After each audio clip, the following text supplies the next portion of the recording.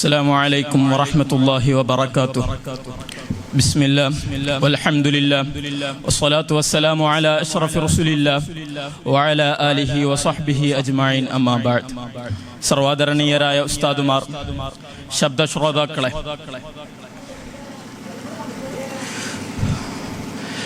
പരിശുദ്ധ ഖുർആൻ എന്നത് അല്ലാഹുവിന്റെ കലാമാണ്. നബി സല്ലല്ലാഹു അലൈഹി വസല്ലമ തങ്ങളുടെ ഏറ്റവും വലിയ മുഅ്ജിസത്തും കൂടിയാണ്. ഈ പരിശുദ്ധ ഖുർആനിലെ സൂറത്തായ സൂറത്തുൽ ഹുജറാത്തിനെ കുറിച്ച് അല്പം പറഞ്ഞ് ഞാൻ അവസാനിപ്പിക്കാം.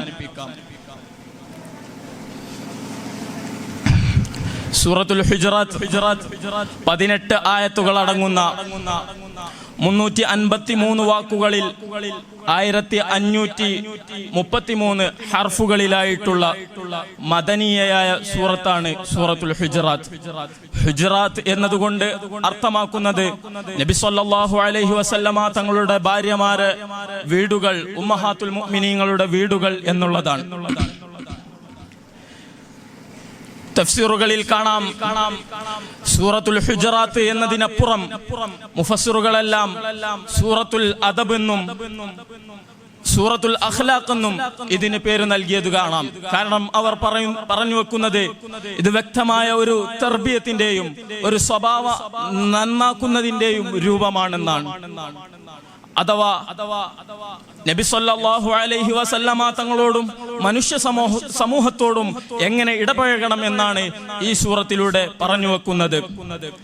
അതിന്റെ രണ്ടാമത്തെ ആയത്തായ യാ അയ്യുഹല്ലദീന ആമനൂ ലാ തർഫഉ അസ്വാതകും ഫൗഖ സൗത്തിൻ നബി വലാ തജ്ഹറൂ ലഹു ബിൽ ഖൗലി കജഹ്രി ബഅദികും ലിബഅദിൻ അൻ തഹ്ബത അഅമാലുകും വഅൻതും ലാ തശ്ഉറൂൻ. ഓ സത്യവിശ്വാസികളെ, ലാ തർഫഉ അസ്വാതകും ഫൗഖ സൗത്തിൻ നബി, നബി സല്ലല്ലാഹു അലൈഹി വസല്ലമ തങ്ങളെക്കാളും അവിടുത്തെ ശബ്ദത്തെക്കാളും നിങ്ങളുടെ ശബ്ദം ഉയർത്തരുത്. വലാ തജ്ഹറൂ ലഹു ബിൽ ഖൗലി കജഹ്രി ബഅദികും ലിബഅദിൻ അൻ തഹ്ബത അഅമാലുകും, അവിടുത്തെ സന്നിധിയിൽ നിങ്ങൾ പരസ്പരമുള്ള സംസാരവും ഉയർത്തരുത്.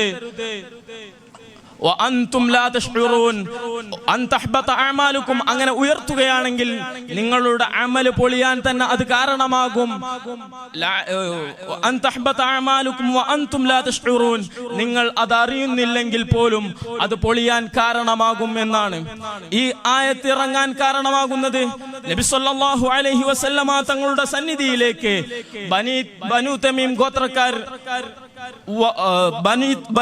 ഗോത്രക്കാർ വരുന്നുണ്ട്. ആ സന്നിധിയിലാവട്ടെ അബൂബക്കർ സിദ്ദീഖ് റളിയല്ലാഹു അൻഹും ഉമറുൽ ഫാറൂഖ് റളിയല്ലാഹു അൻഹും ഉണ്ട്. ഈ ബനൂ തമീംകാരുടെ ആവശ്യം ഈ ബനൂ തമീം ഗോത്രക്കാർക്ക് ഒരു നേതാവിനെ വേണം എന്നുള്ളതാണ്. ഉടനടി അബൂബക്കർ സിദ്ദീഖ് റളിയല്ലാഹു അൻഹു കഅബ് ഇബ്നു മഅബദിനെ മുന്നോട്ട് വെച്ചു. അതേസമയം ഉമർ ഇബ്നുൽ ഖത്താബ് റളിയല്ലാഹു അൻഹു അഖ്റഅ ഇബ്നുൽ ഹാബിസ് എന്നിവരെയും മുന്നോട്ട് വെച്ചു. ഈ രണ്ട് മുന്നോട്ട് വെക്കലിലും അല്പം നബി തങ്ങളെയും വിട്ടുകടന്നിട്ടുള്ള ഒരു സംസാരമായി മാറി.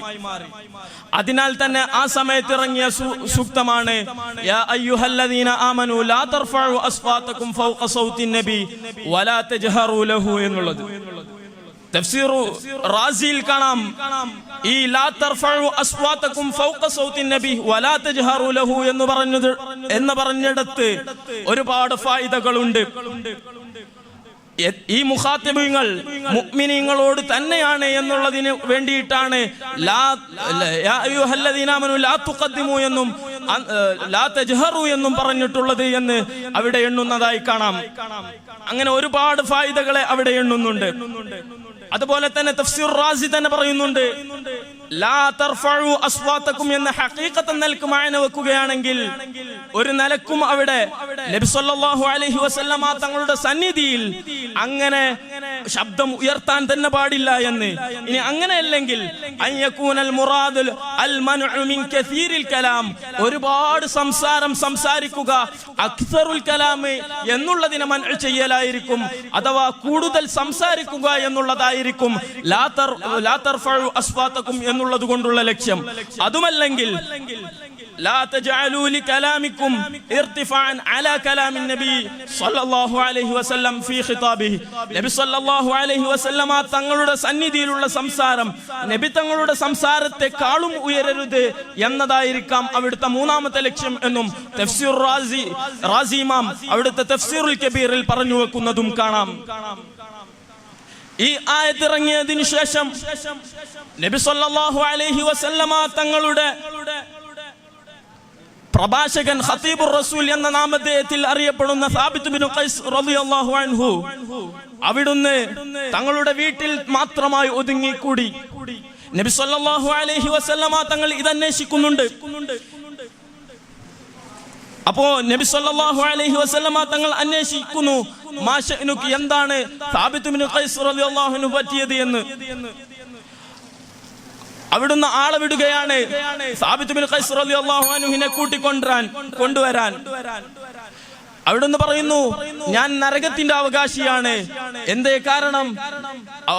ഞാൻ നബി സല്ലല്ലാഹു അലൈഹി വസല്ലമ തങ്ങളുടെ സന്നിധിയിലുള്ള സംസാരത്തിൽ നബി സല്ലല്ലാഹു അലൈഹി വസല്ലമ തങ്ങളെക്കാളും ശബ്ദ ഉയർച്ചയിൽ സംസാരിച്ചിട്ടുണ്ട്, അതുകൊണ്ടാണെന്ന് പറയുന്നുണ്ട്.